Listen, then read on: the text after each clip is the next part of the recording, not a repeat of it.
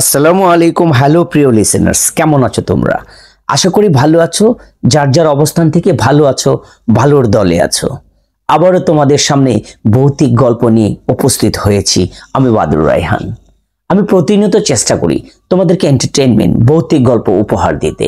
ভৌতিক গল্প বিশ্বাস করা না করা কেবল তোমাদের উপর নির্ভর করে, কিন্তু প্রতিনিয়ত তবুও আমি চেষ্টা করি তোমাদেরকে ভৌতিক গল্প উপহার দিতে। কারণ ভৌতিক গল্প শোনেনি এমন একজন মানুষও খুঁজে পাবে না বাংলা ভাষাভাষী, যে যেখান থেকে আমরা বড় হয়েছি। ছোটবেলা আমাদের সন্ধ্যার পর বায়নাই ছিল ভৌতিক গল্প শোনো, পিসি মাসি দাদা দাদি সবার কাছ থেকে ভৌতিক গল্প। কিন্তু এখন সেই আর নেই এই অবস্থা। ইউটিউব চ্যানেলের মাধ্যমে, কোনো প্ল্যাটফর্মের মাধ্যমে আমরা ভৌতিক গল্পগুলো শুনে থাকি। তাই আজকে উপমহাদেশের একজন বিখ্যাত বাংলা সাহিত্যিক বিভূতিভূষণ বন্দ্যোপাধ্যায়ের লেখা কলমে ভৌতিক গল্প তারানাথ তান্ত্রিকের গল্প। বিভূতিভূষণ বন্দ্যোপাধ্যায় 12 সেপ্টেম্বর 1894, 1 নভেম্বর 1950 জনপ্রিয় ভারতীয় বাঙালির কথা সাহিত্যিক। তিনি মূলত উপন্যাস, ছোট গল্প লিখে খ্যাতি অর্জন করেছেন। পথের পাঁচালী ও অপরাজিতা তার সবচেয়ে বেশি পরিচিত উপন্যাস। উপন্যাসের পাশাপাশি বিভূতিভূষণ প্রায় 20টি গল্প গ্রন্থ, কয়েকটি কিশোর পাঠ্য উপন্যাস, ভ্রমণ কাহিনী, দিনলিপিও রচনা করেন। বিভূতিভূষণ পথের পাঁচালী উপন্যাস অবলম্বনে সত্যজিৎ রায়ে পরিচালিত চলচ্চিত্রটি আন্তর্জাতিক খ্যাতি সম্পন্ন। 1951 সালে ইসামতি উপন্যাসের জন্য বিভূতিভূষণ পশ্চিমবঙ্গের সবচেয়ে সাহিত্য পুরস্কার রবীন্দ্র পুরস্কার মরণোত্তর লাভ করেন। তার লেখা আজকের এই গল্প তারানাথের তান্ত্রিকের গল্প। গল্প পাঠে আমি যথারীতি বাদুর রায়হান আছি তোমাদের সঙ্গে। শব্দ সাউন্ড এডিটিং তাহমিনা রায়হান, মিম পোস্টার ডিজাইন করেছেন আরিফিন রায়হান অনন্ত। সন্ধ্যা হইবার দেরি নেই, রাস্তার পুরনো বইয়ের দোকানে বই দেখিয়া বেড়াইতেছি। এমন সময় আমার এক বন্ধু কিশোরী সেন আসিয়া বলিল, এই যে এখানে কি, চলো চলো চলো জ্যোতিষীকে হাত দেখাইয়া আসি। তারানাথ জ্যোতিষীর নাম শুনুনি? মস্ত বড় গুণী, হাত দেখানোর যোগ চিরকালই আছে। সত্যিকারের ভালো জ্যোতিষী কখনো দেখিনি। জিজ্ঞাসা করিলাম, বড় জ্যোতিষী মানে কি? যা বলে তা সত্যি হয়। আমার অতীত এবং বর্তমান বলতে পারবে? সত্যি কথা বললে বিশ্বাস হয় না। বন্ধু বলিল, চলো যাই। পকেটে টাকা আছে? 2 টাকা নেবে? আমার হাত দেখিও, দেখো না বলতে পারে কিনা। কাছেই একটা গলির মধ্যে একতলা বাড়ির গায়ে টিনের সাইনবোর্ডে লেখা আছে, তারানাথ জ্যোতিষী। এই স্থানে হাত দেখা ও কোষ্ঠী বিচার করা হয়। গ্রহ শান্তির কবচ তন্ত্রোক্তর মতো প্রস্তুত করি। আসুন ও দেখিয়া বিচার করুন। বড় বড় রাজা মহারাজারা প্রশংসা আছে, দর্শনীয় নামমাত্র। হাসিয়া বলিল, লোকটা ভোগাস। এত রাজা মহারাজা যার ভক্ত, তারই বাড়ি। বাড়ির দরজায় কড়া নাড়িতেই ভিতর থেকে একটি ছেলে বলিয়া উঠিল, কে? কিশোরী জিজ্ঞাসা করিল, জ্যোতিষী মশাই বাড়ি আছেন? ভিতর হইতে খানিকক্ষণ কোনো উত্তর শোনা গেল না। তারপর দরজা খুলিয়া গেল। একটা ছোট্ট ছেলে উকি মারিয়া আমাদের দিকে সন্ধিমগ্ন চোখে খানিকক্ষণ চাহিয়া থাকিয়া জিজ্ঞাসা করিল, কোথা থেকে এসেছেন? আমাদের আসিবার উদ্দেশ্য শুনিয়া সে আবার বাড়ির ভিতরে চলিয়া গেল। কিছুক্ষণ কাহারও কোনো সারা শব্দ পাওয়া গেল না। আমি বললাম, ব্যাপার যা দেখেছি, তোমার জ্যোতিষী পাওনাধারের ভয়ে দিনরাত দরজা বন্ধ করে রাখে। ছেলেটাকে পাঠিয়ে দিয়েছে আমরা পাওনাদার কিনা তা দেখতে। এবার ডেকে নিয়ে যাবে। আমার কথা ঠিক হইল। একটু পরে ছেলের দরজা খুলিয়া বলিল, আসুন ভেতরে। ছোট একটা ঘরে তক্তপোষর উপরে আমরা বসিলাম। একটু পর ভিতরে দরজা ঠেলিয়া একজন বৃদ্ধ প্রবেশ করিল। কিশোরী উঠিয়া দাঁড়াইয়া হাত জোর করিয়া প্রণাম করিয়া বলিল, পণ্ডিত মশাই আসুন। বৃদ্ধের বয়স 60-65 বেশি হবে। রং টকটকে গৌরবং এবং বয়সের গায়ের রং জৌলুস আছে। মাথার চুল প্রায় সব উঠিয়া গিয়েছে। মুখের ভাব দূর্ণতা ও বুদ্ধিমত্তা মিশানো। নিচের চোয়ালের গড়ন, চোখ দুটো বড় বড় উজ্জ্বল।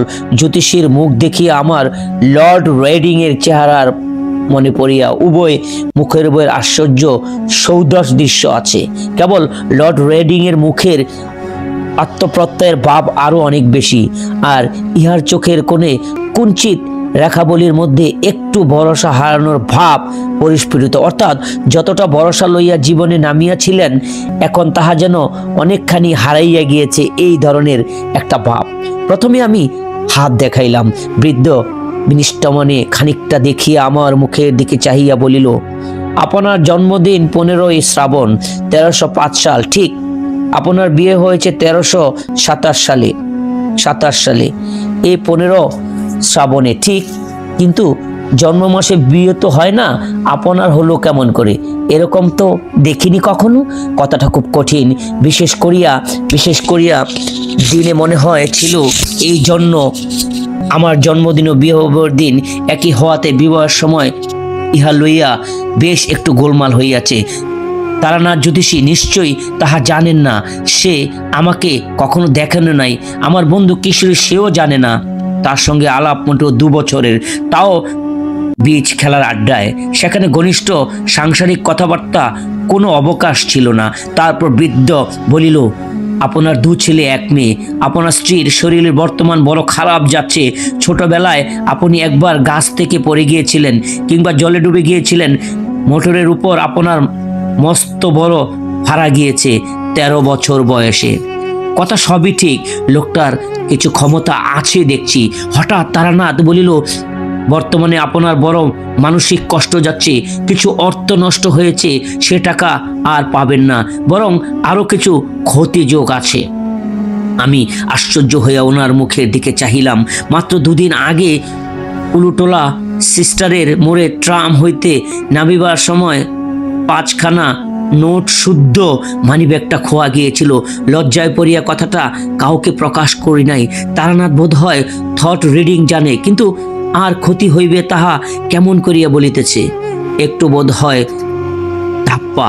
যাই হোক, সাধারণ হাত দেখে গণকের মতো মন বুঝিয়া শুধু মিষ্টি মিষ্টি কথায় বলে না, আমার সম্বন্ধে আরো অনেক কথা সেদিন বলিয়াছিল। লোকটার উপর আমার শ্রদ্ধা হইল। মাঝে মাঝে তার ওখানে যাইতাম, হাত দেখাইতে যে যাইতাম তাহা নয়, প্রায় যাইতাম, আড্ডা দিতাম। লোকটার বড় অদ্ভুত ইতিহাস। অল্প বয়স হইতে সাধু সন্ন্যাসীদের সঙ্গে বেড়াইতে বেড়াইতে সে এক তান্ত্রিক গুরু সাক্ষাৎ পায়। তান্ত্রিক খুব ক্ষমতাশালী ছিলেন। তার কাছে কিছুদিন তন্ত্র সাধনা করিবার ফলে তারানাথ কিছুটা ক্ষমতা পাইয়াছেন। তাহা লইয়া কলিকাতা আসিয়া কারবার খুলিয়া এবং গুরুদত্ত ক্ষমতা ভাঙাইয়া খাইতে শুরু করিলেন।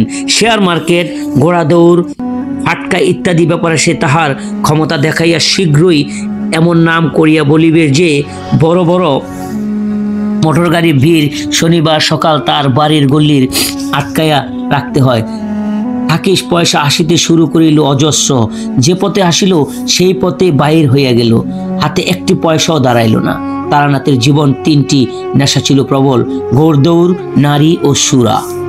এই 3 দেবতাকে তুষ্ট রাখিবার কত বড় বড় ধনীর দুলাল যথাযথ আহুতি দিয়ে পথের ফকির সাজিয়েছে। তারানাথ তো সামান্য গণৎকার ব্রাহ্মণ মাত্র। প্রথম কয়েক বছর তারানাথ যতটা পয়সা কামিয়েছিলেন, পরবর্তী কয়েক সপ্তাহের মধ্যে তাহা উর্পণের ন্যায় উড়িয়ে গেল। এইদিকে ক্ষমতার অপব্যবহার করিতে করিতে ক্ষমতাটুকু প্রায় গেল। ক্ষমতা যাইবার সঙ্গে সঙ্গে সত্যকার প্রসার নষ্ট হইল। তবু ধূতার্থ, ফন্দিবাজি, ব্যবসায় প্রভৃতি মহৎ গুণবাজি কোনোটাই অভাব তারানাথের চরিত্র না থাকতে সে কখনোই খানিকটা প্রসার রাখিতে সমর্থ হইয়াছে। কিন্তু বর্তমানে কাবুলি তারাইবার উপায় এবং কৌশল বাহির করিতে তারানাথের দিবস অধিকাংশ সময় ব্যয়িত হয়। তন্ত্র ও জ্যোতিষ আলোচনার সময়ই বা কই? আমার মতে গুণমুগ্ধ ভক্ত তারানাথের প্রসার নষ্ট হওয়ার পরে যে প্রায় নাই, এ কথা খুব কঠিন। আমাকে পাইয়া তাহার নিজের উপর বিশ্বাস ফিরিয়া আসিতেছে। সুতরাং আমার সঙ্গে তারানাথের কেমন একটা বন্ধুত্ব জন্মিল। সে আমার প্রায় বলে, তোমাকে সব শিখিয়ে দেব, তোমাকে শিষ্য করে রেখে যাবে, লোক দেখবে তারানাথের ক্ষমতা কিছু আছে কি না। লোক পাইনি এতকাল যে তাকে শিখাবো। অনেক দিন বলিল, চন্দ্র দর্শন করতে যাও, চন্দ্র দর্শন তোমার শিখিয়ে দেব। 2 হাতের আঙুলে 2 চোখ বুজিয়ে চেপে রেখে 2 বৃদ্ধকুষ্ঠ দিয়ে কান জোর করে চেপে চিত হয়ে শুয়ে থাকো। কিছুদিন অভ্যাস করলেই চন্দ্র দর্শন হবে। চোখের সামনে চন্দ্রপূর্ণ দেখতে পাবে। উপরে আকাশ, চন্দ্র আর নিচে একটা গাছের তলায় দুটি পরী। তুমি যা জানতে চাইবে পরীরা তাই বলে দেবে। ভালো করে চন্দ্র দর্শন যে অভ্যাস করেছো তা অজানা কিছু থাকবে না। চন্দ্র দর্শন করি আর নাই করি, তারানাথের কাছে প্রায়ই যাইতাম। লোকটা এমন সব অদ্ভুত কথা বলে যা পথে ঘাটে বড় একটা শোনা যেত না। দৈনন্দিন খাটিয়া খাওয়ার জীবনের সঙ্গে তার কোনো সম্পর্ক নাই। পৃথিবীতে যে আবার যেসব ব্যাপার ঘটে তাহা তো কোনোদিনই জানা ছিল না। একদিন বর্ষার বিকেল বেলা তারানাথের ওখানে গিয়েছি। তারানাথ পুরনো একখানা তুলট কাগজের পুঁথির পাতা উল্টাইতাছে। আমাকে দেখে বলিল, চলো বেলে ঘাটাতে একজন বড় সাধু এসেছে, দেখা করে আসি। খুব ভালো তান্ত্রিক শুনেছি। তারানাথের স্বভাবই ভালো সাধু সন্ন্যাসীদের সন্ধান করিয়ে বেড়ানো, বিশেষ করিয়া যে সাধু যদি আবার তান্ত্রিক হয় তবে তারানাথের সব কর্ম ফেলিয়া তাহার পিছনে দিন রাত লাগিয়া থাকে। গেলাম বেলেঘাটা। সাধুর ক্ষমতার মধ্যে দেখিলাম তিনি আমাকে যে কোনো একটা গন্ধের নাম করিতে বলিল। আমি বেল ফুলের নাম করিতেই তিনি বলিলেন, পকেটে রুমাল আছে, বার করে দেখো। রুমাল বার করিয়া দেখি তাতে বেল ফুলের গন্ধ বুর বুর করিতেছে। আমি সাধুর নিকট হইতে 5-6 হাত দূরে বসিয়া আমার পকেটের হাত দেয়া নাই। ঘরে আমি, তারানাথ ও সাধু ছাড়া অন্য কেহ নাই। রুমালখানাতে আমার নাম লেখা, সুতরাং হাত সাফাইয়া সম্ভাবনা আদৌ নাই। কিছু যে আশ্চর্য না হইলাম এমন নয়। যদি ধরিয়া লই সাধুবাজু তান্ত্রিক শক্তির সাহায্যে আমার রুমালের গন্ধ সৃষ্টি করিয়াছেন, তবু এত কষ্ট করিয়া তন্ত্র সাধনের ফলে যদি 2 পয়সার আতর তৈরি করা দাঁড়ায়, সে সাধন আমি কোনো মূল্য দেই না। আতর তো বাজারেও কিনতে পাওয়া যায়। ফিরিবার সময় তারানাথ বলিল, না, লোকটা নিম্ন শ্রেণীর তন্ত্র সাধক করেছে, তার ফলেই 2-একটা সামান্য শক্তি পেয়েছে। তাই বা পায় কি করিয়া? বৈজ্ঞানিক উপায়ে কৃত্রিম আতর প্রস্তুত করিতেই তো অনেক তোড়জোড়ে দরকার হয়।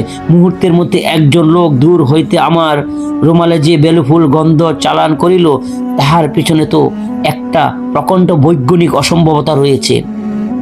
কন্ট্রাক্ট অ্যাক্ট ও সিস্টেন্স এর গোটা সমস্যাই এর জন্য জড়ানো। যদি ধরি হিপনোটাইজিম, সাধুর ইচ্ছাশক্তি আমার উপর ততক্ষণে কার্যকর হইতে পারে যতক্ষণ আমি তাহার নিকট ছিলাম। তার সান্নিধ্য হইতে দূরে আমার উপর হইতে যে হিপনোটিজমের অভাব অক্ষুণ্ণ রয়েছে, সেই প্রভাবের মূলে কি আছে সেও তা আর এখন গুরুত্ব সমস্যা হইয়া দাঁড়ায়। তারানাথের সঙ্গে তাহার বাড়িতে গিয়ে বসিলাম। তারানাথ বলিল, তুমি দেখো। আশ্চর্য হয়ে পড়ল, তবুও তো সত্যিকার তান্ত্রিক দেখিনি। নিম্ন শ্রেণীর তন্ত্র, এই ধরনের জাদু যাকে তোমরা বলো ব্ল্যাক ম্যাজিক, এক সময় আমি ওই জিনিসের চর্চা যে করিতেছি তা নয়। আতরের গন্ধ আর এমন একটা কি, এমন সময় ভয়ানক ভয়ানক তান্ত্রিক দেখেছি, শুনলে পরে বিশ্বাস করবে না। একজনকে জানতুম, সে বিষকে হজম করে ফেলতো। কিছুদিন আগে কলকাতায় তোমরা এই ধরনের লোক দেখেছো। সালফিউরিক অ্যাসিড, নাইট্রিক অ্যাসিড খেয়েও বেঁচে গেল, জিভে একটু দাগ পর্যন্ত লাগলো না। এইসব নিম্ন ধরনের তন্ত্র চর্চার শক্তি ব্ল্যাক ম্যাজিক ছাড়া কিছুই নয়। এর চেয়ে অদ্ভুত শক্তি তান্ত্রিক দেখিয়েছে। কি হলো জানো? ছেলেবেলায় আমাদের দেশে বাঁকুড়াতে এক নামকরা সাধু ছিলেন। আমরা এর খুমুরি তার কাছে দীক্ষা নিয়েছে।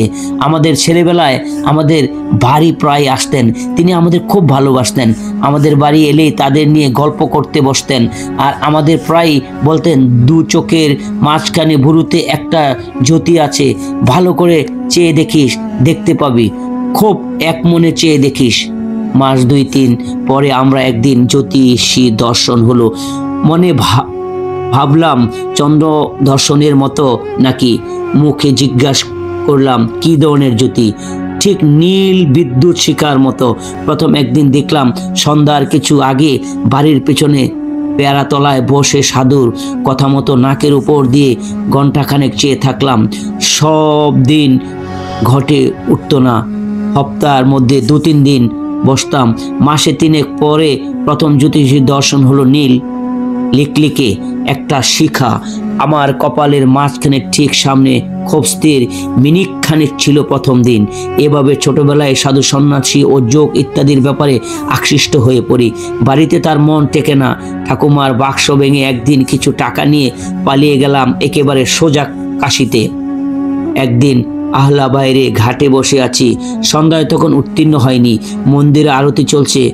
এমন সময় একজন লম্বা চওড়া চেহারা সাধুকে খরম পায়ে দিয়ে কম কম গুল্লু হাতে ঘাটের বইটা নামতে দেখলাম। তার সারাদে এমন কিছু একটা ছিল যা আমাকে আর অন্য দিনের চোখ ফেরাতে দিল না। শুধু তো কতই দেখি, চুপ করে আছি। সাধু বাবাজি জল ভরে ওইটা বেয়ে উঠতে উঠতে হঠাৎ আমার দিকে চেয়ে খাসা বাংলায় বললেন, বাবাজি বাড়ি কোথায়? আমি বললাম, বাঁকুড়া জেলার মালিয়াপাড়া, রুদ্রপুর। সাধু থামে দাঁড়ালেন, বললেন, মালিয়াপাড়া, রুদ্রপুর। তারপর কি যেন একটা ভাবলেন, খুব অল্পক্ষণে একটু যেন অন্যমনস্ক হয়ে গেলেন। তারপর বললেন, রুদ্রপুর, রামপুর, সান্যালের নাম শুনেছ? তাদের বংশে এখন কি আছে জানো? আমাদের গ্রামের সান্যালান এক সময়ের খুব অবস্থা সম্পন্ন লোক ছিল।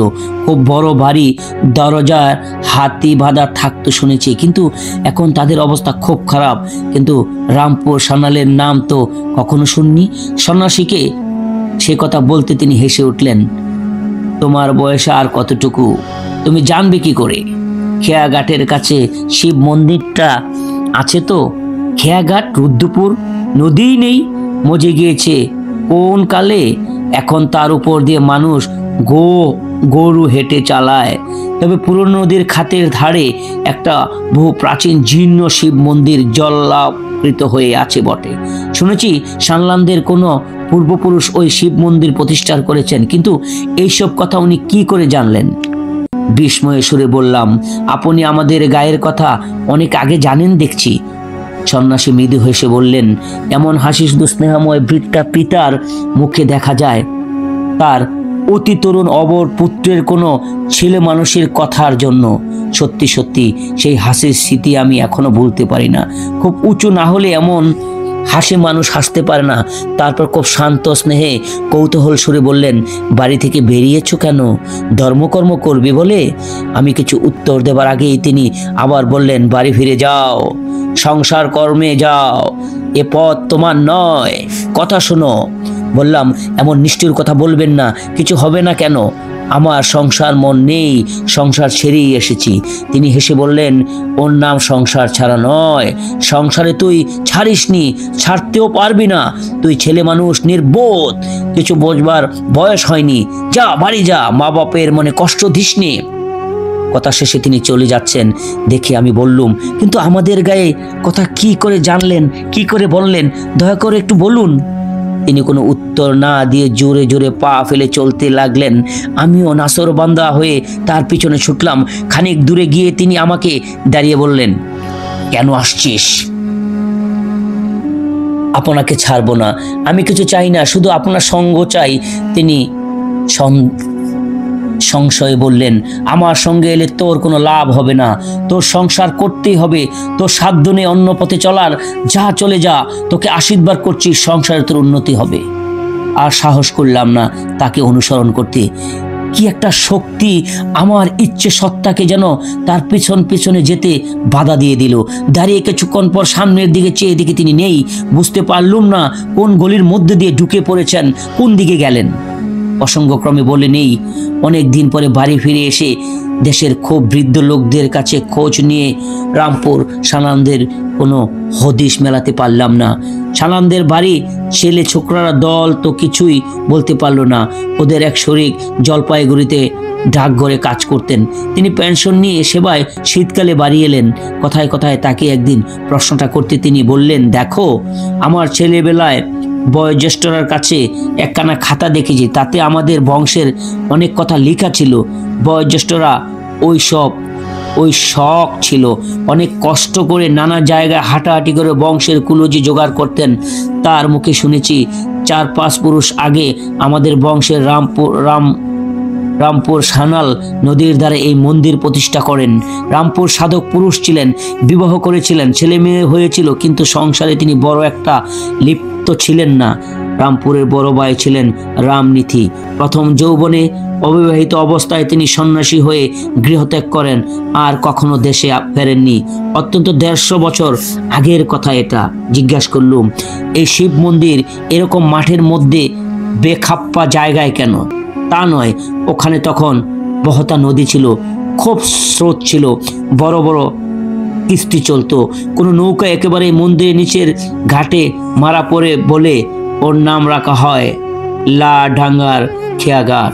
প্রায় চিৎকার করে বলে উঠলুম, খেয়াঘাট! তিনি অবাক হয়ে আমার দিকে চেয়ে বললেন, যে জ্যাঠামশাইয়ের মুখে শুনেছি, বাবার মুখে শুনেছি, তাছাড়া আমাদের পুরনো কাগজপত্রে আছে শিব মন্দির প্রতিষ্ঠিত হয়েছিল লাডাঙ্গার খেয়াঘাটের উপর। কেন বলো তো? এইসব কথা আমার জানবার কি দরকার বলো? বইটই লিখছো নাকি? ওদের কাছে কোনো কথা আমি বলিনি, কিন্তু আমার দৃঢ় বিশ্বাস হলো, এবং সে বিশ্বাস আজও আছে, যে কিশোর সেই সন্ন্যাসী রামরূপের দাদা রামধীর নিজেই কোনো অদ্ভুত যৌতিক শক্তির বলে 150 বছর পরেও বেঁচে আছেন তিনি। বাড়ি থেকে কিছুদিন পর আবার সাধু সন্ন্যাসীর সন্ধানে বেরোই। বীরভূমের এক গ্রামে শুনলাম সেখানে শ্মশানে এক পালকি থাকে। সে আসলে খুব বড় তান্ত্রিক সন্ন্যাসী। পাগলির সঙ্গে দেখা করলাম নদীর ধারে শ্মশানে। ছাড়া একটা কাঁথা জড়িয়ে পড়ে আছেন। যেমন ময়লা কাপড় চোপড় পরেন, তেমনি মলিন জপকানো চুল। আমাকে দেখেই সে গেল মহাচোটে, বলল, বেরো এখান থেকে, কে বলছো তোকে এখানে আসতে? ওর আলু থালু বেকল মলিন চেহারা দেখে মনে ভাব এসেছিল, সেটাকে অতি কষ্টে চেপে বললাম, মা, আমাকে আপনার শিষ্য করে নিন, অনেক দূর থেকে এসেছি, দয়া করুন আমার উপর। পাগলি চেঁচিয়ে উঠে বলল, পালা এখান থেকে, বিপদে পড়বি। আঙ্গুল দিয়ে গ্রামের দিকে দেখিয়ে দিয়ে বলল, যা। নির্জন শ্মশান। ভয় হলো, ওর মূর্তি দেখে কি জানি মারবে টারবে নাকি। পাগল মানুষের বিশ্বাস নেই। সেই দিন চলে এলাম, কিন্তু আবার গেলাম তার পরের দিন। পাগলি বললেন, আবার কেন এলি? বললাম, মা, আমাকে দয়া করো। পাগলি বললে, দূর হ, দূর হ, বের হ এখান থেকে। তারপর রেগে আমার মারলো এক লাথি। বললে, ফের যদি আসিস তবে বিপদে পড়বি, খুব সাবধান। রাতে শুয়ে সে ভাবলাম না, এখান থেকে চলে যাই। আর এখানে নয়, কি এক পাগলের পাল্লায় পড়ে প্রাণটা দেখছি কোনোদিন। শেষ রাতে স্বপ্ন দেখলাম, পাগলি যেন আমার সামনে দাঁড়িয়ে। সে চেহারা নেই, মৃদু হাসি মুখ। আমায় যেন বলল, লাতিটা খুব লেগেছে না রে? তার রাগ করিসনি, কাল যাস আমার ওখানে। সকালে উঠেই আবার গেলাম। ওমা, স্বপ্ন টপ্ন সব মিথ্যে। পাগলি আমায় দেখে বাপ মূর্তি হয়ে শ্মশানের একখানা পোড়া কাঠে আমার দিকে ছুঁড়ে মারলো। আমিও তখন মরিয়া হয়েছি। বললাম, তুমি তবে রাতে আমায় বলতে গিয়েছিলে কেন স্বপ্নে? তুমি তো আমায় আসতে বললা, তাই এখানে আমি এলাম। পাগলি খিলখিল করে হাসলো। তোকে বলতে গিয়েছি স্বপ্নে, তোর মুন্ডু চিবিয়ে খেতে গিয়েছিলাম। বেরো। কেন জানি না, এই পাগলি আমাকে অদ্ভুতভাবে আকৃষ্ট করছে। আমি বুঝলাম তখনই সেখানে দাঁড়িয়ে। এ যতই আমাকে বাইরে তাড়িয়ে দেবার ভান করুক, আমার মনে হলো ভেতরে ভেতরে এ আমায় এক অজ্ঞাত শক্তির বলে টানছে। হঠাৎ সে বলল, বস এখানে। আঙ্গুল তোকে দেখিয়ে দিল। তার আঙ্গুল তুলে দেখিয়ে দেবার ভঙ্গিটা যেন খুব রাজা জমিদারের ঘরের কর্ত্রীর মতো। তার যে হুকুম পালন না করে উপায় নেই, কাজেই বসতে হলো। সে বলল, কেন এখানে এসে এসে বিরক্ত করছিস বলতো? তোর দ্বারা কি হবে? কিচ্ছু হবে না, তোর সংসার এখনো পুরো ভোগ রয়েছে। আমি চুপ করে থাকি। খানিকটা বাদে পাগলি বললে, আচ্ছা, কিছু খাবি? আমার এখানে যখন এসেছিস, তার উপর আবার ভামুন, তখন কিছু খাওয়ার দরকার। বল, কি খাবি? পাগলির কত শক্তি দেখবার জন্য বড় কৌতূহল হলো। এর আগে লোকের মুখে শুনে এসেছি, যা চাওয়া যায় সাধু সন্ন্যাসীরা এনে দিতে পারে। কলকাতার গন্ধ বাবাজিরা কাছে খানিকটা যদিও দেখেছি, সে আবার ততটা আশ্চর্য বলে মনে হয়নি। বললাম, খাবো অমৃত, জিলিপি, ক্ষীরের বরফি আর বর্ধমান কলা। পাগলি এক আশ্চর্য ব্যাপার করলো। শ্মশানের কতগুলো পোড়া কয়লা পাশে পড়েছিল, হাতে দিলে নিয়ে বলল, এই নে খা, ক্ষীরের বরফি। আমি তো অবাক, ইতস্ত করে দেখে সে পাগলের মতো খিলখিল করে কি এক রকম অশুদ্ধ হাসি হেসে বলল, খা খা, ক্ষীরের বরফি খা। আমার মনে হলো এ তো দেখছি পুরো পাগল, কোনো কাণ্ডজ্ঞান নেই, এক কথার মরা পোড়ানো কয়লা মুখে দেবে, ছি ছি। কিন্তু আমার তখন আর ফেরবার পথ নেই, অনেক দূর এগিয়েছি, দিলুম সেই কয়লা মুখে পুরে যা থাকে কপালে, পরক্ষণে থুতু করে সেই বিশ্রী বিষাদ চিতার কয়লার টুকরো মুখ থেকে বের করে ফেলে দিলুম। পাগলি আবার খিলখিল করে হেসে উঠল। রাগে দুঃখে আমার চোখে তখন জল এসেছে। কি বোকামি করেছি এখানে এসে, এ পাগল ছাড়া আর কিছুই নয়, বদ্ধ উন্মাদ পাড়াগাঁয়ের ভূতেরা সাধু বলে কাটিয়েছে পাগলিকে। পাগলি হাসি থামিয়ে বিদ্রুপ রূপে সুরে বললেন, খেলি বাবরি বর্ধমানের কলা, পেটুক কোথাকার, পেটের জন্য এসেছে শ্মশান আমার কাছে, দূর হ দূর হ। আমার ভয়ানক রাগ হলো, এমন নিষ্ঠুর কথা আমায় কখনো কেউ মুখের উপর বলেনি। একটি কথা না বলে আমি তখন সেখান থেকে উঠে চলে এলাম। বললে বিশ্বাস করবেন না, আবার সেদিন সে রাতে পাগলির স্বপ্নে দেখলাম। আমার শিওরে দাঁড়িয়ে হাসি হাসি মুখে সে বলল, রাগ করিস নে আশিস, আজ রাগ করিস নে। এখনো পর্যন্ত আমার সন্দেহ হয় পাগলির স্বপ্নে দেখেছিলাম না জাগ্রত অবস্থায় দেখেছিলাম। যাই হোক, জেগে উঠে আমার রাগ হইল না। পাগলি আমায় জাদু করলো নাকি? গেলাম আবার দুপুরে, এবার কিন্তু তার মূর্তি বাড়ি প্রসন্ন। বললে আবার চেঁচিয়ে দেখছি, আচ্ছা নাসরবান্দা তো তুই? আমি বললাম, কেন? বাদর নাচাচ্ছি আমায় নিয়ে, দিনে অপমান করে বিদেয় করে আবার রাতে ফিরে এসিস, এরকম আর তো ভালো না, কি লাভ তোর? পাগলি বললে, পারবি তুই? সাহস আছে? ঠিক যা বলবো তা করবি? বললাম, আছে, যা বলবে তাই করব, দেখোই না পরীক্ষা করে।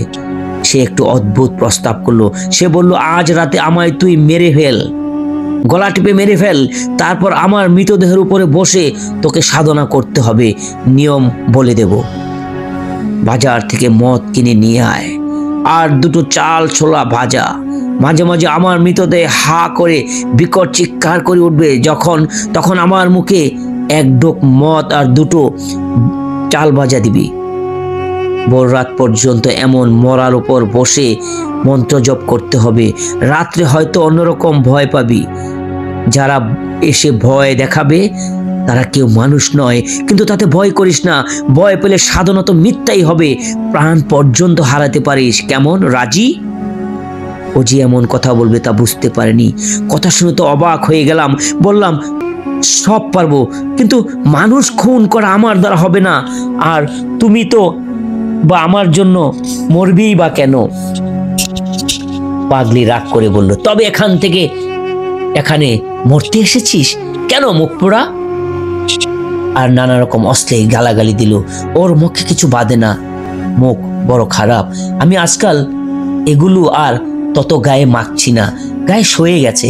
বললাম, রাগ করছো কেন? একটা মানুষ কু করা কি মুখের কথা? আমি না ভদ্রলোকের ছেলে? পাগলি আবার মুখ বিকৃতি করে বলল, ভদ্রলোকের ছেলে? তবে এ পথে এসেছিস কেন রে? ও অল্পে অল্পে ঘাট মরে দেব। মন্ত্রতন্ত্র সাধন ভদ্রলোকের ছেলেরা কাজ হয় না। গিয়ে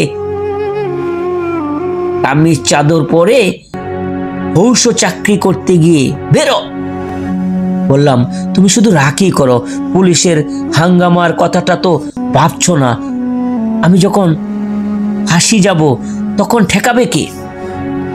মনে মনে আবার সন্দেহ হলো, না, এই নিতান্তই পাগল, বদ্ধ উন্মাদ। এর কাছে এসে শুধু এতদিন সময় নষ্ট করেছি, তাছাড়া আর কিছু নয়। তখনই মনে পড়ল পাগলির মুখে শুদ্ধ সংস্কৃত শ্লোক শুনে তন্ত্রের কথা শুনেছি। সময় সময় সত্যি এমনই কথা বলে যে ওকে বিদ্বেষী বলে সন্দেহ হয়। সেই দিন থেকে পাগলি আমার উপর প্রসন্ন হলো।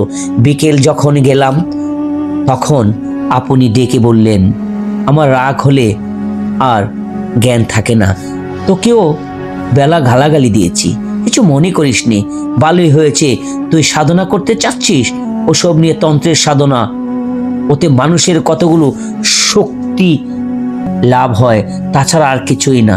বললাম, কিভাবে শক্তি লাভ হয়? পাগলি বললে, পৃথিবীতে নানা রকম জীব আছে, তাদের চোখ দেখতে পাওয়া যায় না, মানুষ মরে দেহ শূন্য হলে চোখ দেখা যায় না, আমরা তাদের বলি ভূত। এছাড়া আরো অনেক রকম প্রাণী আছে, তাদের বুদ্ধি মানুষের চেয়ে কম কিন্তু শক্তি বেশি, এদেরও দেখা যায় না, তন্ত্রে এদের ডাকিনী, সখিনী এইসব নাম। এরা কখনো মানুষ ছিল না, মানুষ মরে যেখানে যায় এরা সেখানে প্রাণী। মুসলমান ফকিরেরা এদের জিন বলে। এদের মধ্যে ভালো মন্দ দুই আছে। তন্ত্র সাধনা বলে এদের বশ করা যায়, তখন যা বলা যায় এরা তাই করে, করতেই হবে, না করে উপায় নেই। কিন্তু এদেরকে নিয়ে খেলা করা বিপদ আছে, অসাবধানায় তুমি যদি হয়েছ তোমাকে মেরে ফেলতে পারে। অবাক হয়ে কথাগুলো শুনছিলাম। এসব কথা আর কখনোই শুনিনি, এর মতো পাগলের মূর্খের কথা। আর যেখানে বসে শুনেছি তার পারিপার্শ্বিক অবস্থা এই কথা উপযুক্ত বটে। গ্রাম্য শ্মশান, একটা বড় তেঁতুল গাছ আর একদিকে কতগুলো শিমুল গাছ। 2-4 দিন আগে একটা চিতার কাঠ কয়লা আর একটা কলসি জলের ধারে পড়ে আছে। কোনো দিকেই লোকজন নেই। অজ্ঞাত সারে আমার গা যেন শিরে উঠল। পাগলি তখনও বলে যাচ্ছে অনেক সব কথা, অদ্ভুত ধরনের কথা। এই ধরনের অপদেবতা আছে, তন্ত্র তাদের বলে হাকিনী। তারা অতি ভয়ানক জীব, বুদ্ধি মানুষের চেয়ে অনেক কম, দয়া মায়া বলে পদার্থ তাদের নেই, পশুর মতো মন, কিন্তু তাদের ক্ষমতা বেশি। এরা যেন প্যাত লোকের ভাগবালুক, ওদের দিয়ে কাজ বেশি হয় বলে যাদের বেশি সাহস, এমন তান্ত্রিকের হাকিনী মিন্ত্রে সিদ্ধ হওয়া সাধনা করে। কৌতূহল আর সংবরণ করতে না পারে জিজ্ঞাসা করলাম, তুমি তাহলে হাকিনী মন্ত্র সিদ্ধ না? ঠিক বলো। পাগলি চুপ করে রইল। আমি তাকে প্রশ্ন করলাম না। বুঝলাম পাগলি একথা কিছুতেই বলবে না, কিন্তু এই বিষয়ে আমার কোনো সন্দেহ রইল না। পরের দিন গ্রামে আমাকে পাগলির সম্বন্ধে অনেক কথা বলল। আপনি ওখানে যাবেন না অত ঘন ঘন, পাগলি ভয়ানক মানুষ, ওর মধ্যে এমন শক্তি আছে আপনা একেবারে সর্বনাশ করে দিতে পারে। ওকে রশি দিয়ে আটকানো যায় না মশাই, গায়ে কোনো লোক ওর কাছে ঘেঁষে না। বিদেশে লোক মারা পড়বেন শেষে। মনে ভাবলাম কি আমার করবে, যা করবার তা করেছে, তার কাছে না গিয়ে থাকবার শক্তি আমার নেই। এর পরের দিন যা হলো তা আমি বিশ্বাস করবেন না। একদিন সন্ধ্যায় পরে পাগলির কাছে গিয়েছিলাম, কিন্তু এমনভাবে গিয়েছি পাগলি টের পায় বলে মনে হয় না। পাগলি সেই বটতলায় গিয়ে হঠাৎ অবাক হয়ে দাঁড়িয়ে রইলাম। বটতলায় পাগলি বসে নেই, তার বদলে একটি সরাসি বালিকা গাছের গুড়িতে ঠেসে দিয়ে সামনের দিকে চেয়ে রয়েছে। চোখে ভুল নয় মশাই, আমায় তখন কাঁচা বয়স, চোখ ঝাপসা দেখবার কথা নয়। স্পষ্টই ভাবলাম তাই তো, এ আবার কে? যাই কি না যাই, 2-1 পা এগিয়ে সংকোচন সঙ্গে জিজ্ঞাসা করলাম, মা তিনি কোথায় গেলেন? মেয়েটি হেসে বলল, কে? সেই তিনি এখানে থাকতেন। মেয়েটি খিলখিল করে হেসে বললেন, আমরণ। কে তার নামটাই বলো। না না, নাম বলতে লজ্জা হচ্ছে নাকি? আমি চমকে উঠলাম। সেই পাগলি তো, সেই হাসি, সেই কথা বলবার ভঙ্গি, এই সরাসি বালিকার মধ্যে সেই পাগলির রহস্য লুকিয়ে। সে এক অদ্ভুত আকৃতির ভেতরে সে অপরিচিত পাগলি, বাইরে এক অপরিচিত রূপসী ষোড়শী বালিকা। মেয়েটি হেসে ডলে পড়ে আর কি বললে, এসো না, বসো না, এসো পাশে, লজ্জা কি? আরে তো লজ্জার দরকার নেই, এসো। হঠাৎ আমার বড় ভয় হলো। মেয়েটি এরকম সেরকম আমার ভালো মনে হলো না। তাছাড়া আমার দৃঢ় বিশ্বাস হলো এই পাগলি আমায় কোনো বিপদে ফেলবার চেষ্টা করছে। ফিরে চলে যাচ্ছি, এমন সময় পরিচিত কণ্ঠ ডাক শুনে থমকে দাঁড়ালাম। দেখে বটতলায় পাগলি বসে আছে, আর কেউ নেই তার আশেপাশে। বললাম, তুমি এরকম ছোট মেয়ে সেজেছিল কেন? তোমার মতলবখানা কি? পাগলি বললেন, আমরণ, গাটের মরা আবল তাবল বকছ? বললাম, না, সত্যি বলছি, আমায় ডেকে ভয় দেখিও না, যখন তোমায় মা বলে ডেকেছি। পাগলি বললেন, শোন তবে, তুই সেরকম শোন, তন্ত্রের সাধনা তোকে দিয়ে হবে না, অত সাধু সেজে থাকবার কাজ নয়। থাক, তোকে দুই একটা কিছু দেব, তাতেই তুই করে খেতে পারবি। একটা মরা চাই, আসবে শীঘ্রই অনেক মরা, এ ঘাটে আসবে, ততদিন অপেক্ষা কর, কিন্তু যা বলে দেব তাই করবি, রাজি আছিস? সব সাধনা, ভিন্ন কিছু হবে না। তখন আমি মরিয়া হয়ে উঠেছি। আমি মৃত্যুর লোক ছিলাম না কোনো কালেই, তবুও কখনো মরার উপর বসে সাধনা করব এ কথা কল্পনাও করিনি, কিন্তু রাজি হলাম পাগলির এই প্রস্তাবে। বললাম, বেশ, তুমি যা বলবে তাই করব, কিন্তু পুলিশের হাঙ্গামা যেন আমি না পড়ি। আর সব কিছুতে রাজি। একদিন সন্ধ্যায় কিছু আগে গিয়েছি, সেদিন দেখলাম পাগলির বাপটা যেন কেমন কেমন। আমায় বললে, একটা মরা পাওয়া গিয়েছে, চুপি চুপি এসো। জলের ধারে বড় একটা পাকুড়া গাছের শেকড় জলের মধ্যে অনেকখানি নেমে গিয়েছে। সেই জড়ানো পাকানো জলমগ্ন শেকড়ের মধ্যে একটা 16-17 বছরের মেয়ের মরা বেঁধে আছে। কোনো ঘাট থেকে ভেসে এসেছে জানি না। তোল মরাটা, শেকড় বেঁধে নেমে যা, জলের মধ্যে মরা হালকা হবে, ওকে তুলে শেকড় রেখে দে, বেশে যেন না যায়। তখন কি করছি জ্ঞান ছিল না। মরার পরনে তখন কাপড়, সেই কাপড় জড়িয়ে গিয়েছে শেকড়ের মধ্যে। আমাকে বিশেষ বেগে পেতে হলে অল্প চেষ্টাতেই সেটা টেনে তুলে ফেললাম। পাগলি বললেন, মরার উপর বসে তোকে সাধনা করতে হবে, ভয় পাইস না। ভয় পেয়েছিস কি, মরেছিস? আমি হঠাৎ আশ্চর্য হয়ে চিৎকার করে উঠলাম। মরার মুখে তখন আমার নজর পড়েছে সেই দিকে। সেই ষোলশী বালিকা, অবিকল সেই মুখ, সেই চোখ, কোনো তফাৎ নেই। পাগলি বললেন, চেঁচিয়ে মরিস না, ও আপদ। আমার মাথার মধ্যে কেমন গোলমাল হয়ে গিয়েছে। তখন পাগলিকে দেখে তখন আমার অত্যন্ত ভয় হলো। মনে ভাবলাম, এ অতি ভয়ানক লোক দেখছি, গায়ের লোক ঠিক বলে, কিন্তু ফেরার পথ তখন নেই। পাগলি আমায় যা করতে বলল, সন্দেহ তো আমাকে করতে হবে। সব সাধারণ অনুষ্ঠান সম্বন্ধে সব কথা তোমায় বলবার নয়। সন্ধ্যার পর থেকেই আমি সবের ওপর আসন করে বসলাম। পাগলির একটা অর্থশূন্য মন্ত্র আমাকে বললে সেটা জপ করতে করছিলাম অবনরত। আমার বিশ্বাস হয়নি যে এত কিছু হয়। এমনকি ও যখন বললে, যদি কোনো বিভীষিকা দেখো তবে ভয় পেও না, ভয় পেলেই মরবে, তখন আমার মনে বিশ্বাস হয়নি। রাত্রি দুপুর হলো ক্রমে। নির্জন শ্মশান, কেউ কোনো দিন কে নেই, নিস্তব্ধ নীরবতা, অন্ধকার দিক বিদিক লুকিয়ে চারদিকে। পাগলি কোথায় গেল তাও আমি দেখিনি।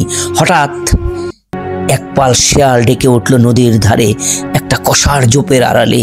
শেয়ালের ডাক তো কই শুনি, কিন্তু সেই ভয়ানক শ্মশানে এক টাটকা মরার উপর বসে সেই শেয়ালের ডাক আমার সমরভঙ্গ শিরে উঠল। ঠিক সঙ্গে সঙ্গে একটা ব্যাপার ঘটল। বিশ্বাস করা আর না করা তোমার ইচ্ছে, কিন্তু তোমার কাছে মিথ্যে বলে আমার কোনো স্বার্থ নেই। আমি তারানাথ জ্যোতিষী, বুঝি কেবল পয়সা, তুমি আমাকে 1 পয়সা দেবে না, সুতরাং তোমার কাছে মিথ্যে বলতে যাব কেন? শেয়াল ঢাকার সঙ্গে সঙ্গে আমার মনে হলো শ্মশানের নিচের নদী জল থেকে দলে দলে সব বউ মানুষরা উঠে এসেছে। অল্প বয়সী বউ, মুখ ঘুমটা টানা, জল থেকে ওঠা এলো, অথচ কাপড় ভিজা নয় কারো। দলে দলে 1টা 2টা 5টা 10টা 20টা, তারা সকলে এসে আমায় ঘিরে দাঁড়ালো। আমি এক মনে মন্ত্র জপ করছি, ভাবছি যা হবার হবে। একটু পরে ভালো করে চাইতে গিয়ে দেখি আমার চারপাশে একটা বউ নয়, সব কবর পাখির বীরভূমি নদীর চর যথেষ্ট হয়। দুপায়ে গম্ভীর হাঁটে, ঠিক যেন মানুষের মতো। এক মুহূর্তে মনটা হালকা হয়ে গেল। তাই বল, হরি হরি পাখি। চিন্তাটা আমার সম্পূর্ণ শেষ হয়নি, পরক্ষণেই আমার চারপাশে মেরে গলায় কারা খলখল করে হেসে উঠল। হাসির শব্দে আমার গায়ে রক্ত আরো হিম হয়ে জমে গেল। চেয়ে দেখি তখন একটা পাখিও নয়, সব অল্প বয়সী বউ। তারা তখন সবাই একযোগে গোমটা খুলে আমার দিকে চেয়ে আছে। আর তাদের চারদিকে সেই বড় মাঠের যেদিকে তাকাই অসংখ্য নরকঙ্কাল দূরে, নিকটে ডাইনে বামে অন্ধকারের মধ্যে সাদা সাদা দাঁড়িয়ে আছে কত কাল পুরানো জীর্ণ হাড়ের কঙ্কাল। তাদের অনেকগুলোর হাতের সব আঙ্গুল নেই, অনেকগুলোর হাড়ের রোদ জ্বলছে, চটা উঠে গেছে। কোনটার মাথার খুলি ফুটো, কোনটা পায়ের নলির হাড় ভাঙা বেঁধে আছে। তাদের মুখ নানাবিধ ফেরানো দারবার ভঙ্গি দেখে মনে হয় কে যেন তাদের বহু যত্নে তুলে দৌড়ে দাঁড় করিয়ে রেখেছে। কঙ্কালের আড়ালে পেছন থেকে যে লোকটা এদের খাড়া করে রেখেছে, সে যাই ছেড়ে দেবে এমনি কঙ্কালগুলো হুমড়ুকে ভেঙে পড়বে, জীর্ণ ভাঙ্গাচোরা তোবারানো নোনা ধরা হাড়ের রশি স্তূপকার হয়ে উঠবে। অথচ তারা যেন সবাই জীব, সকলেই আমাকে পাহারা দিচ্ছে। আমি যেন প্রাণ নিয়ে শ্মশান থেকে পালাতে না পারি। হাড়ের হাত বাড়ি এক যোগে সবাই যেন আমার গলা টিপে মারার অপেক্ষায় আছে। সোজা দৌড়ে দেব, এমন সময় দেখি আমার সামনে যেন এক অতি রূপসী বালিকা আমার পথ আগলে হাসি মুখে দাঁড়িয়ে। এ আবার কে? যাই হোক, সব রকম ব্যাপারের জন্য আজ প্রস্তুত না হয়ে আর সব সাধনা করতে নামিনি। আমি কিছু বলার আগেই মেয়েটি হেসে হেসে বলল, আমি ষোড়শী, মহাবিদ্যালয়ের মধ্যে শ্রেষ্ঠ। আমায় তোমার পছন্দ হয় না? মহাবিদ্যা বিদ্যার নাম শুনেছি বটে পাগলির কাছে, কিন্তু তাদের তো শুনেছি অনেক সাধনা করেও দেখা মেলে না। আর এত সহজে আমার মহা সৌভাগ্য যে এসেছে, আমার জীবন ধন্য। মেয়েটি বললে, তবে তুমি মহাডামারির সাধন করেছো কেন? আগে আমি তো জানি না কোন সাধনা কিরকম। পাগলি আমায় যেমন বলেছে আমি তেমনই করেছি। বেশ, মহাডামরি সাধনা তুমি ছাড়ো, ও মন্ত্র জপ করো না। যখন দেখা দিয়েছে তখন তোমার আর কিছু দরকার নেই।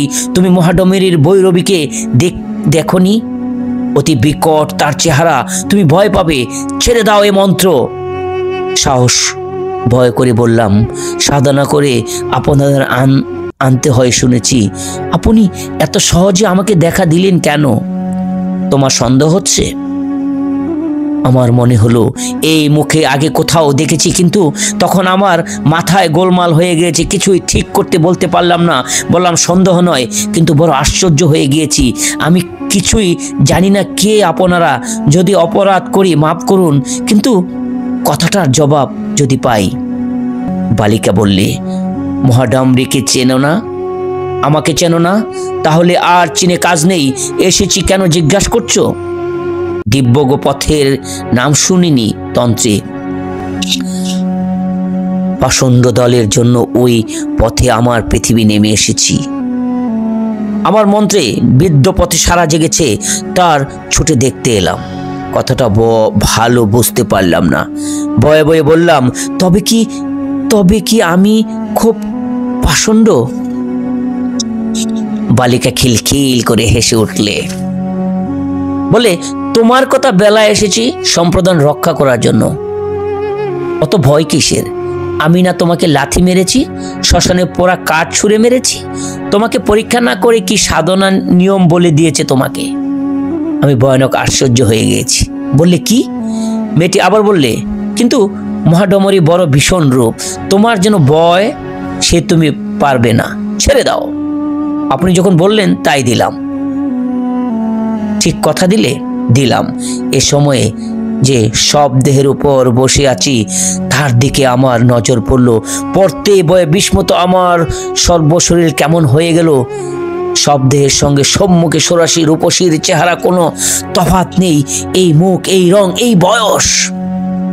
বালিকা ভেঙ্গের হাসি হেসে বললেন, চেয়ে দেখছো কি? আমি কথায় কোনো উত্তর দিলাম না। কিছুক্ষণ থেকে একটা সন্দেহে আমার মনে ঘনিয়ে এসেছে, সেটা মুখে প্রকাশ করলাম। বললাম, কে আপনি? আপনি কি শ্মশানের পাগলি নাকি? একটা বিকট বিদ্রুত রূপে হাসি রাত্রির অন্ধকারে ছিঁড়ে ফুঁড়ে চৌচির হয়ে গেল। সঙ্গে সঙ্গে মাঠময় নর কঙ্কালগুলো হাড়ের হাত তালি দিতে দিতে একে বেঁধে উদ্দাম নৃত্য শুরু করলো। আর এমনি সেগুলো নাচের বেগে ভেঙে ভেঙে পড়তে লাগলো। কোনো কঙ্কালের হাত খসে গেল, কোনোটির মেরুদণ্ড, কোনোটার কপাল, কোনোটার বুকের পাঁজর। হঠাৎ আকাশে এক প্রান্তে যেন জড়িয়ে গুটিয়ে গেল কাগজের মতো, আর সেই ছিদ্রপথে যেন এক বিকট মূর্তি নারীর উন্মুদির মন্ত্রে আলুথালু ভেসে নেমে এসছে দেখলাম। সঙ্গে সঙ্গে চারপাশের বন শেয়ালের দল আবার ডেকে উঠল। বিশ্রী মরা পচার গন্ধ চারদিকে পূর্ণ হলো। পেছনের আকাশটা আগুনের মতো রাঙা লাল হলো, তার নিচে শুকনি উঠছে।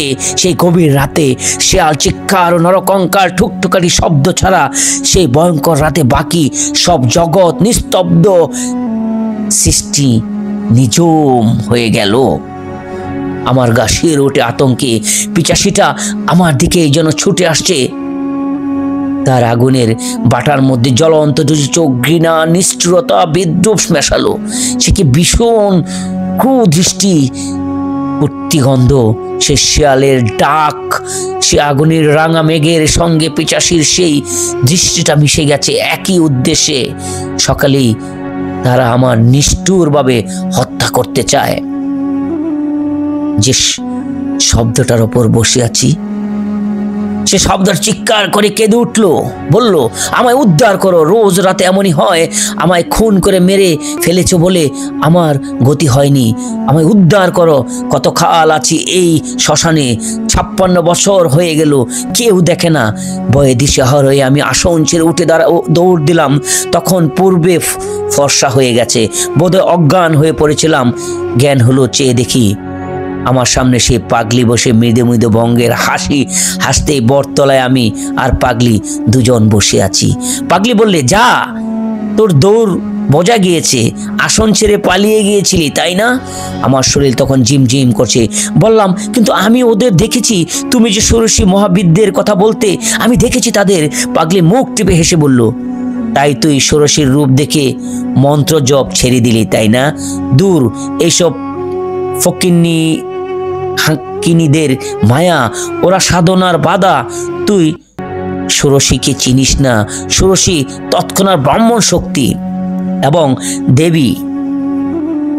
আমি সন্নিধ্য মুগ্ধ সুরে বললাম, তিনি অনেক কথা বলেছেন, যেন আর কোনো বিকট মূর্তি পিশাচের মতো চেহারা নারী দেখেছি।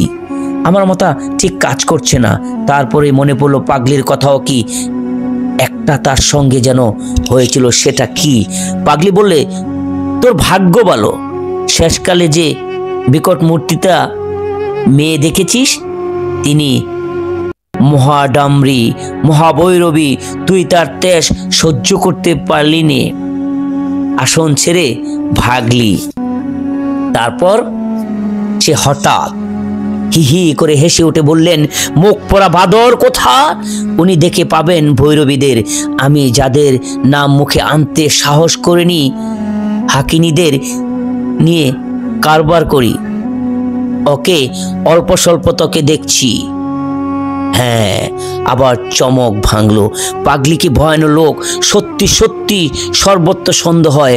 আমার সব কথা মনে পড়লো। এসে ঠিক বিকেল 6টায়, আষাঢ় মাসে দীর্ঘবেলা মরা ভাঙা তোলা সব সাধনা, নরকঙ্কাল, ষোড়শী, উড়ন্ত চিল, শুকনি, জাগৃত আমার ভ্রম। পাগলি বললে, তোকে বাজিয়েছিলাম, তোর মধ্যে সব জিনিস নেই, তোর কর্ম নয় তন্ত্রের সাধন। তুই আর কোনোদিন এখানে আসবার চেষ্টাও করবি নে, এলে আর আমায় দেখা পাবি নে। বললাম, একটা কথা শুধু উত্তর দাও, তুমি তো অসাধারণ শক্তি ধরো, তুমি বেলকি নিয়ে থাকো কেন? উচ্চ তন্ত্রের সাধনা করো না কেন? পাগলি আবার একটু গম্ভীর হলো, বললে, তুই যা বুঝিস নে, মহাষোড়শী, মহাডমরী, ত্রিপুরা, এরা মহাবিদ্যা, ব্রাহ্মণ শক্তি, নারীরূপ, এদের সাধনা এক জন্মে হয় না। আমার পূর্বজন্ম এমনই ঘটেছে, এজন্ম গেল, গুরু দেখা পেলাম না। যা, তুই ভাগ, তোর সঙ্গে এইসব আর কি বলবো। তোকে কিছু শক্তি দিলাম, তা ধরে রাখতে পারবি নে বেশি দিন। যা, এখান থেকে চলে যা। চলে এলাম। সে আজ 40 বছরের কথা, আর যায়নি, ভয়েই যায়নি।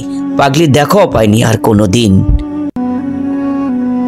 যখন চিনতাম না, বয়স ছিল কম, তখন আমার মনে হয় যে পাগলির সাধারণ মানবী নয়, সংসারের কেউ ছিল না সে।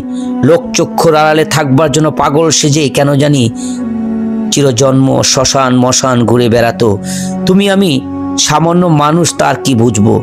যাক সে কথা, শক্তি পাগলি দিয়েছে কিন্তু রাখতে পারেনি। ঠিকই বলেছিল, আমার মনে অর্থের লালসা ছিল, তাতেই গেল। কেবল চন্দ্র দর্শন এমনও করতে পারিনি। তুমি চন্দ্র দর্শন করতে চাও, এসো, চিনিয়ে দেব। দুই হত বুড়ো আঙ্গুল দিয়ে আমি দেখলাম তারানাথের বকুনি থামিয়ে দিল। যতক্ষণে এখানে আছি উঠিয়া পড়িলাম। বেলা 12টা বাজে। আপাতত চন্দ্র দর্শনের অপেক্ষা গুরুতর কাজ থাকি। তারানাথের কথা বিশ্বাস করেছি কিনা জিজ্ঞাসা করিতেছেন। ইহা আমি কোনো জবাব আমি দেব না।